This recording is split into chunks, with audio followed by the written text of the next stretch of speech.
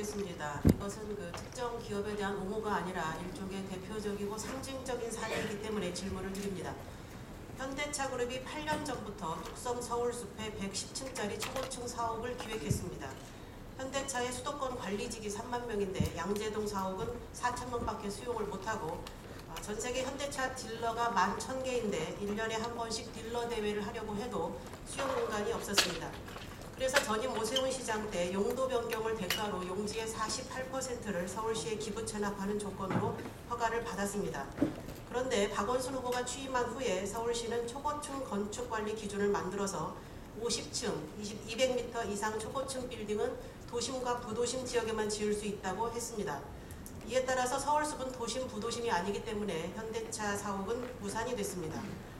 질문은 이것입니다. 첫 번째, 기업이 전임 시장 때 조례까지 만들어서 허가를 다 받았는데 시장이 바뀌었다고 해서 도로아무이 파불이 된다면 기업들이 어떻게 행정을 믿고 계획을 세우겠는가? 적어도 초고층 건축관리 기준 이전에 허가한 것은 소급 적용 금지에 따라서 연속성을 담보받아야 하는 것 아닌가 이거고요. 두 번째, 현대차 그룹은 이 사옥 건설이 성사됐으면 2조 원의 투자와 2만 명의 고용 창출이 가능하다고 주장합니다. 양질의 일자리라는 측면 또 청년 실업 문제를 해결하기 위해서 이런 좋은 일자리 기회를 시장께서 오히려 앞장서서 유치하고 만들어줬어야 되는 것 아닌가 이 질문입니다. 예, 제가 보기에는 좀 사실이 좀 확인을 해야 되는 부분이 있다고 생각하는데요. 지금 허가를 한 적이 없습니다. 이것은 검토 중이었던 것이고요. 그 다음에 저도 그래서 사실은 현장을 몰래 가봤습니다. 그리고 또 어디죠? 높은 곳에서 장소도 보기도 했고요. 제가 현장을 나가서 이렇게 보니까 굉장히 좁은 공간입니다. 말하자면 현대차 그룹과 또 관련된 기관들이 들어오기에는 상당히 좁은 곳이어서 고층화될 수밖에 없는데 문제는 여기에 이 교통 문제라든지 그 좁은 지역이기 때문에 과연 거기에 입주하는 많은 기업들을 포용할 그런 교통이 되는가? 또 이것이 바로 서울숲 바로 옆이잖아요. 그런 어떤 시민들의 저는 환경이라는 것도 굉장히 중요한 삶의 질이라고 생각하거든요. 이런 측면에서 저는 여러 가지를 검토하는 것이 맞다 이런 생각을 합니다. 저는 규제라는 것은 가능하면 풀어야 된다고 생각하지만 또 때로는 필요한 규제가 있습니다.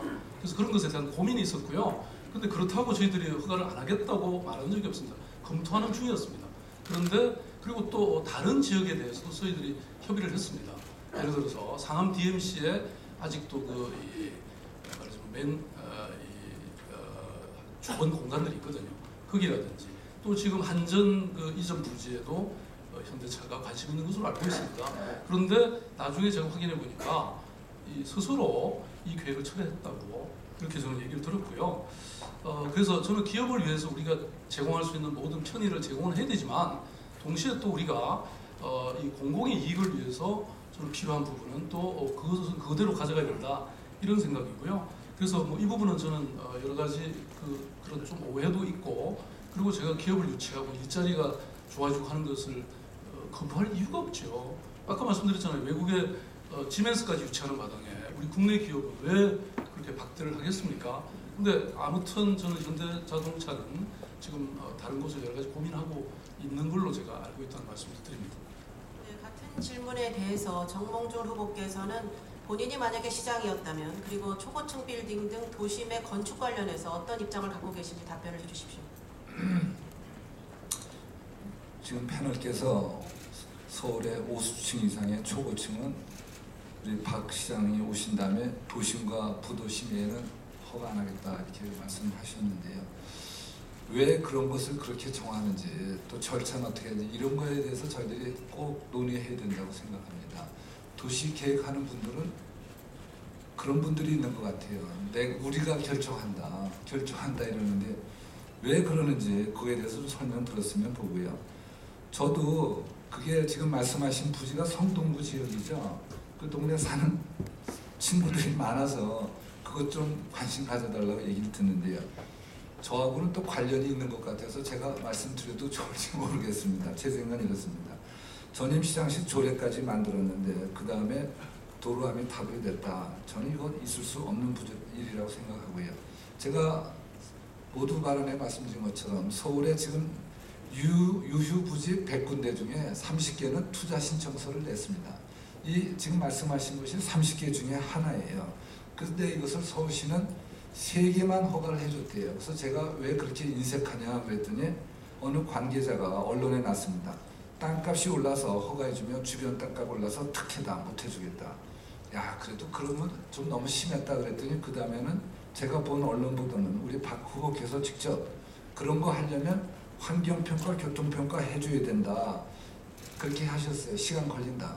근데 3년이란 동안에 그 평가하는데 그렇게 걸리는 건가? 저는 이렇게 말씀을 드렸습니다. 제가 시장이 되면 30개 중에 절반 정도, 15개 정도는 공공성과 공익성을 기준으로 해서 적극 추진하겠다 하는 것이 제 생각입니다. 지금 우리 후보께서는, 박 후보께서는 현대자동차도 생각이 달라진 것 같다 이렇게 말씀하셨는데요. 그런 말씀 들으면 그 성동구 사람들은 가슴이 철렁할 겁니다. 말씀을 이렇게 하셨죠. 본인이 직접 가보셨는데 너무 좁더라. 그러니까 너무 좁으니까 적절하지 않다는 말씀인데 현대자동차가 잘 되기를 좀 다 바랍니다. 그것이 국가 경제에 큰 비중을 차지하기 때문에. 그렇지만 그런 사업 짓는 결정은 경영자들이 할 수 있는 정도는 허가를 해줘야지 모든 사람이 다 관여하면 이건 어떻게 기업을 할 수가 있겠습니까? 저는 원칙에 맞지 않는 일이 벌어지지 않았나 이런 생각을 합니다. 쉽지 않은 질문, 솔직한 답변 감사드립니다. 다음은 이정민 부장이 질문하겠습니다.